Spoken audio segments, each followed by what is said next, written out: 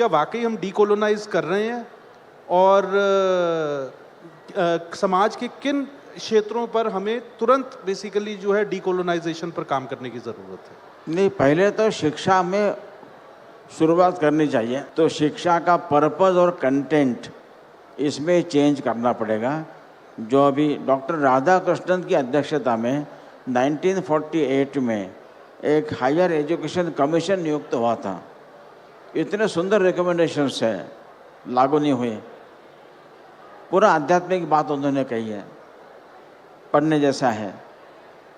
Kothari commission की नियुक्ति में जिन सरकारों ने की, उन्होंने उनके रिकमेंडेशन लागू नहीं किए।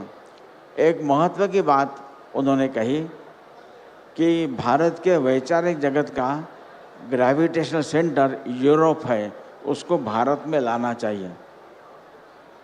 बहुत लंबी बात होगी, मैं छोटी बात करूंगा।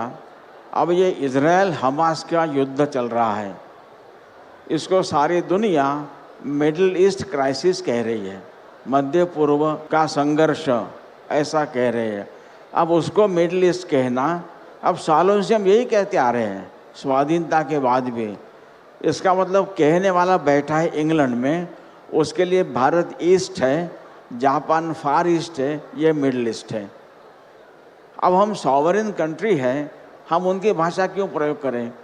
तो भारत के विदेश विभाग ने अभी उसको पश्चिम एशिया क्राइसिस कहना शुरू किया है। हम भारत है, हमारे लिए इंग्लैंड वेस्ट है, जापान ईस्ट है, ये पश्चिम एशिया है, पूर्व एशिया है। शुरुआत यहाँ से करनी चाहिए। ऐसे अनेक शब्द हैं जिनमें बदल होना चाहिए, हो रहा है। इंडियन पिनल कोड बना, भारतीय दंड संहिता, उनको तो यहाँ राज ही करना था, रूल करना था, दंडित ही करना था। नाम से ध्यान में आता है कि दंड संहिता है। अब यहाँ न्याय करना है तो न्याय, भारतीय न्याय संहिता शब्द आया है।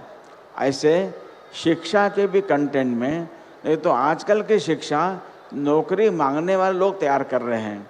एक ने बड़ा सुंदर बात कही, they are educated to remain unemployed, ऐसा कहा है। अंग्रेज़ों के पहले भारत में जॉब्स कोई करते नहीं थे, नौकरी करते नहीं थे। भारत उद्योग प्रधान देश था। हमको सिखाया गया भारत कृषि प्रधान देश है। खेती अच्छी थी, प्रधान